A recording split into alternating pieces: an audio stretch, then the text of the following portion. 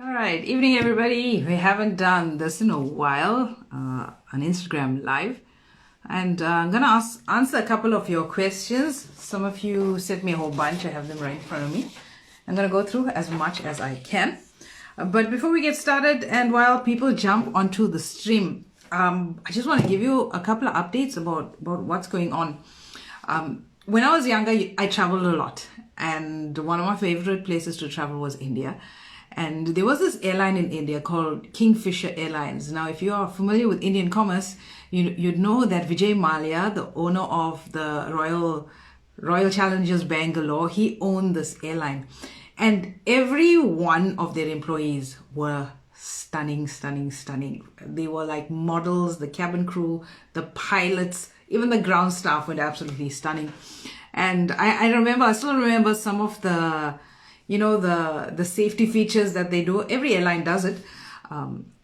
If something were to happen and you put the mask on, and if you are doing a water landing, the vest, and they always spoke about the brace position in times of panic. And I feel now with what's going on in South Africa and at the world at large, you need to put yourself into a financial brace position. And when I say that, I mean, you need to brace yourself for what's coming, particularly in terms of inflation. And I know a lot of you had questions about the videos I've been putting out. It's a special focus on inflation because not enough people understand it. You don't understand the impact it has on you in the immediate future, like at the end of the month, 3 months from now, 6 months from now, and even the long-term impact of inflation. So the video that came out today, I know a lot of questions. It's just one part in a video series, so your questions will be answered then, or you can watch the full YouTube video that will launch on Thursday night. So when I say a financial brace position, you should be cutting off your extras. I sat on the phone 2 weeks ago and I went through my credit card bills and my debit account and online accounting and all of that. Wherever I had these subscriptions, I went and checked every debit order from a 49 Rand debit order. I went and checked everything, cancelled what I could. I cancelled my Virgin Active. So I'm not with Virgin Active anymore because there's so much of uncertainty. My husband and I, we decided that we need to create a bigger buffer. I mean, we have emergency savings and this and that, but now is the time for us to create a bigger buffer, cut off the extras. So now is not the time to be upgrading phones. You can't hear me. Does everybody else can't hear me? If you can't hear me, let me know.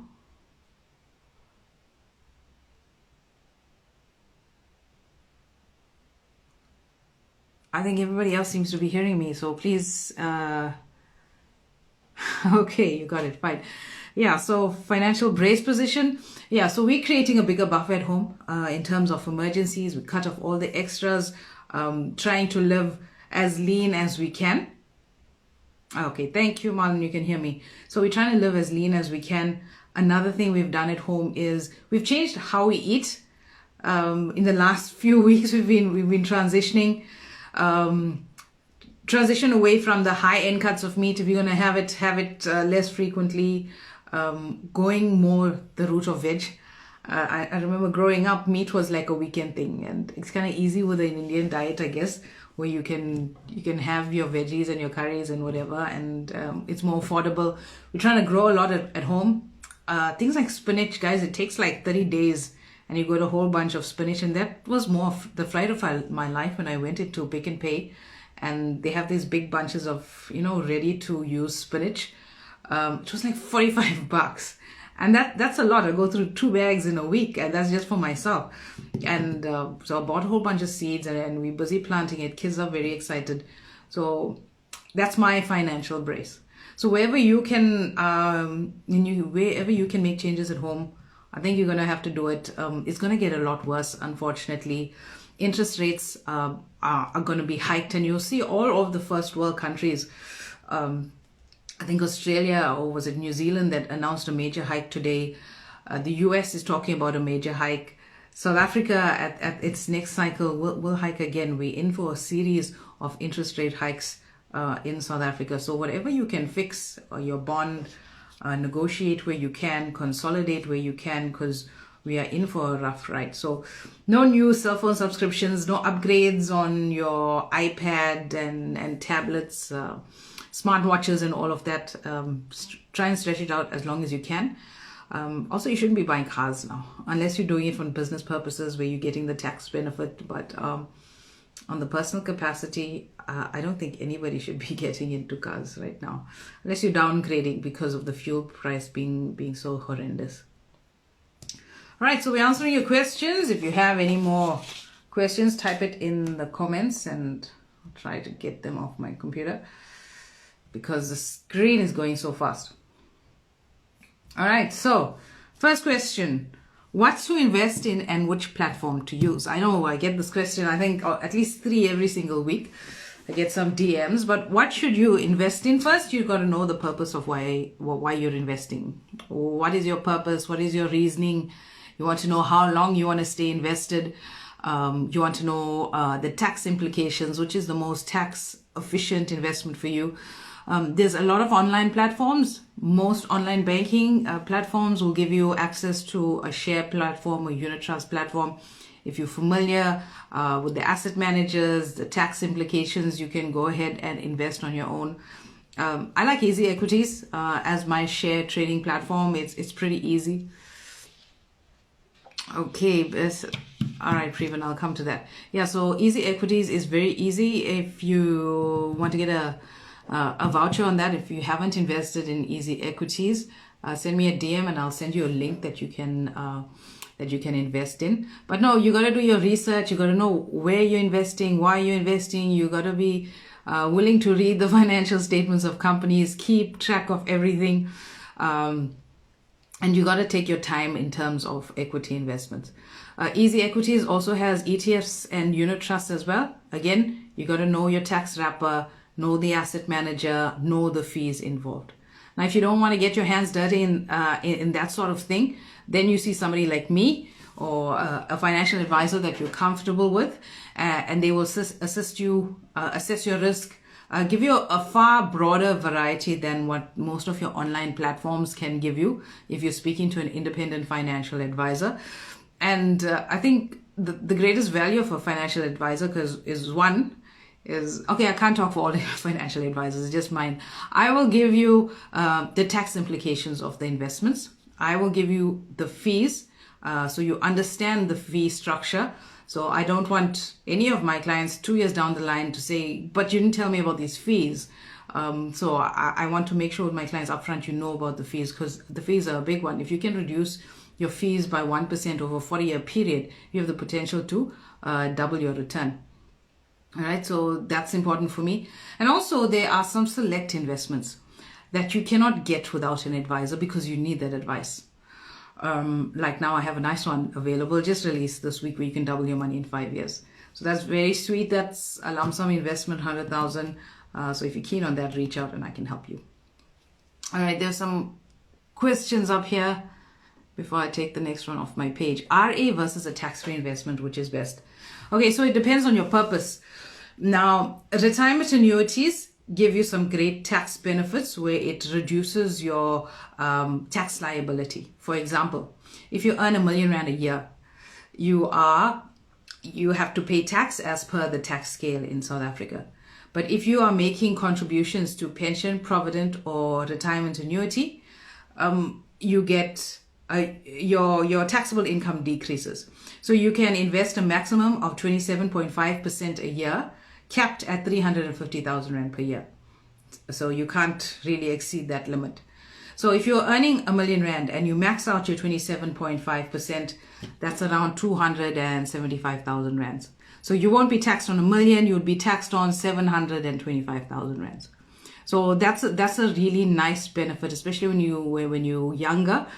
You can reduce your tax liability. Also, if you're a higher income earner as well, you have that benefit. Because SARS is giving you such a big tax break, they're also telling you where you can invest. We had a nice bit of relief from the finance minister a couple of months ago, where he increased the offshore exposure to 40%. Previously it was 30%. So that's quite nice. So what you should also know about retirement annuities is you don't pay any tax on the growth from now up until the point you access the funds. But at the point that you access the funds, you will be taxed.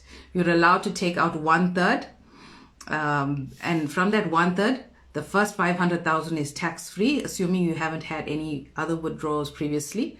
And the 2/3, you're going to have to buy an annuity, a living annuity and a life annuity. So this is where the comparison with the tax-free investment is. So usually with my clients, if a client tells me they have 10,000 for retirement savings, I don't put all in an RA. I try and max out the tax-free investment first because it gives a client more options, mainly because they can never touch their pot of their retirement savings, whereas you can do that with a tax-free investment.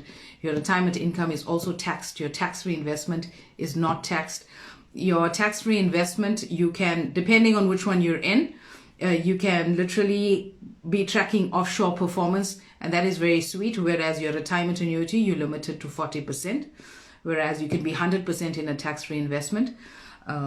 Depending on the returns you get in that investment, if you're receiving dividends in the tax-free investment, you will have to pay dividend withholding tax. That's 20% in South Africa, and the asset manager will pay it on your behalf. So how you should see both these products, you contributing and reducing your liability with your RA, and this one you trying to maximize your tax-free investment. And also the content of this live is not financial advice. Please speak to your financial advisor. All right, so I hope I answered your questions on that. What's the best investment option for a 2-year period? It depends. If you need access to that funds, best you keep it in the bank. If you're not happy with the bank returns, I would recommend a unit trust, but again, it depends on your level of tax, and we have to do some calculations to make sure that when you do withdraw, you're under the threshold and you're not paying any taxes. So we can be very savvy when you make withdrawals on your unit trust. So we don't want to pay any taxes on that. All right, I'm just scrolling through to see any more questions.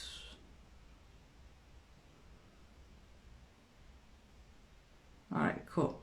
Went through all of that. All right, the next question I had was, I'm 6 years from retirement. Shall I continue paying, or because performance hasn't been good? Okay, so hopefully you've been sitting with your financial advisor as the years have been passing and rebalancing that portfolio to best meet your risk level at that stage in life. Okay.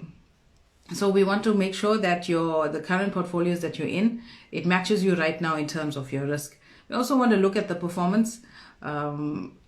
Is everything performing as you would like? But just know that the situation where we're in now, not everything is performing. By me saying that, it's not for me to put you off investing. For me, it's the biggest opportunity because it's such a huge drop. And investments is always, you make money when you buy. From property to ETFs to unit trust, you make money when you buy. So you buy low and you sell high. So right now we're at a point of low. And for me, wherever I can get my hands on something, I'm just buying ETFs and unit trusts. And in certain companies, shares as well. All right. Also, if you choose to pause your retirement annuity, depending on the company that you're with, there could be penalties. Depending on how long you're in the product, there could be penalties.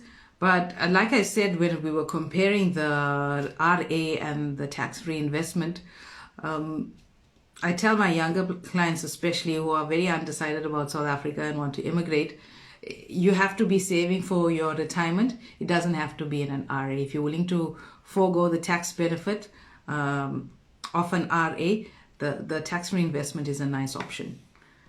After you cap that, then go to an RA, because once you leave, there's rules. You can't take that money with you. You got to wait 3 years before you take it with you. All right, next question. Which investments gives the best interest rate? I know with investments and the return that you get is very different from interest. It's only bonds and cash that actually pay you interest.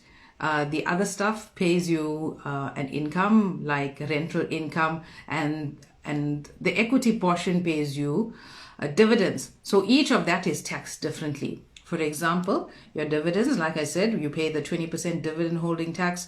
The company asset manager pays it for you on your behalf. So you literally never see it. You'll see it in your statement every month, but it's not money that you will see. This is something new. We never had this previously. It's just that our government is all about taxes, so they'll sneak it in where they can. All right, and then when it comes to rental income, for example, if you're in a REIT, I know a lot of my clients, we always put you in the Cautious REIT, and that pays you rental income twice a year. So with that rental portion, the REIT has to pay you 70%. In South Africa, the minimum is 70% that they have to pay out. And that rental portion basically gets added to your income, your gross income, just like if you were holding investment property. That rental income will just be added to your gross income, and then your tax would be calculated that way. And then when it comes to the interest portion, in South Africa, there's a 23,400 Rand exemption for under 65s, and over 65s, it's 34,500 exemption. So how that works is, let's say in a year, you are in interest-bearing investments in the bank and 32-day and all of that, and you receive 100,000 Rand in interest income. So if you're under 65, you minus 23,800 from there. If you're over 65, you minus 23,500 from there, and then you'll be taxed on the rest. Okay, so that's very important because it's a nice exemption. It's not enough. I'd like to see, especially because a lot of retirees use this, the interest portion. They want fixed income, and to be paying tax in retirement is just an awful thing. And I would like to see those exemptions raised. But I don't know. I'm not the Minister of Finance. All right. Why don't you recommend bank products? All right. So I don't recommend bank products because those products are interest bearing and very low interest bearing. And when we do invest, we must always factor in inflation. So I put out a video last week where we spoke about the Fisher equation, where you basically minus investment from inflation, and that's your actual rate of return, and it's the reverse with your debt. So if an investment is giving you a 10% return, and currently on paper they're telling us inflation is at 6%, I don't believe them, it's higher, right? But they're telling us 6%, we got to take the 6 minus it from the 10, so our real rate of return is 4%. So now if we look at the banks still will give you a 5% return, but inflation is at 6%, so you're losing 1%. All right, and the best part is if you have large volumes of money in there, let's say you have R1 million and you did 100,000 in interest income, your lump sum million is being eroded by inflation, and you're paying tax on the eroded return, and that's just disastrous. So that is one reason I don't recommend it. I think if you're holding money, I did do a video on the use of money markets, the difference between the bank money markets and the money market funds that I can give you access to. There's a big difference. You can see the full video on YouTube. It's the truth about South African money markets. And then we break it down there, how you should be using money markets. It's a good tool. You don't write it out altogether. If you have emergency savings, sinking funds, you're saving for your annual vacation, banks are the most convenient for you to use. All right, somebody sent me a request to be on my live. No, I'm not doing that. Mainly because I don't have the confidence and I don't know who you are. If you plan it in advance, maybe. All right, number 5. How do I know if my pension is enough? Now, nobody knows the markets. Nobody can tell you on the 5th of December, 2073, this is how much you're going to have, mainly because it's all market dependent. So what you should be doing every year is a financial review with your financial advisor. And in that review, you will do projections as to where your current retirement is, the current valuations. If you project it now, and if you're retiring in 2050, based on today's performance, how close you are in 2050, what your lump sum is going to be, what the value is going to be based on assumed inflation and an assumed return rate. So one, nobody can guarantee you that. Nobody can tell you an exact figure for sure. It's always a work in progress. We're trying to figure out how much you'll have for retirement. So the best the best thing you can do for yourself for retirement is over prepare and learn to live as basic as possible. And financial brace, I think we're going to be living in a place of financial brace in South Africa for a very long time. Number 6, I don't like risk. How can I get guaranteed returns? All right. So if you don't like risk, then you got to stay with the banks. But know that with the banks, you're losing anyway. You're just not having the volatility of the loss of the open market of up and down, up and down. It's just a downward because inflation is so high. So if you want guaranteed investments, those are something we can give you as well. Now remember, it's interest based. So if you tell me you have 100,000 Rand a year, I'll put that into my software and we'll do various comparisons with different companies and we'll see who's giving us the best rate. So every week, each of the companies have their own rate. So if you say 100,000 and then company A will say, right, 100,000 in 5 years time, we can guarantee a return of 130. But now again, you got to be savvy enough to say, okay, factoring inflation, am I even really making money here? And you can't even really take inflation as real inflation because they're telling you 6%. But petrol price is like almost 20-30% increase a year. All right. And petrol price affects everything from food to travel, the cost to work, delivery of your clothes. It affects everything. So how we can be at 6% is such a wonder to me. We also look at Eskom increases 15% a year. I don't know where you guys are in your part of the world, but in Durban, they hit us with 15% increase on our rates. All right. Also look at your utility, your levies, if you are in a sectional title as well. What are those increases like? Most of the time, the increases are in double digits. All right. So they're telling us inflation is at 6%, but there's no way, practically there's no way that can be true. All right. So any more questions for me before we head off? No more questions. All right, cool. So you guys have a good evening. And yeah, maybe next month we'll do another one. Take care.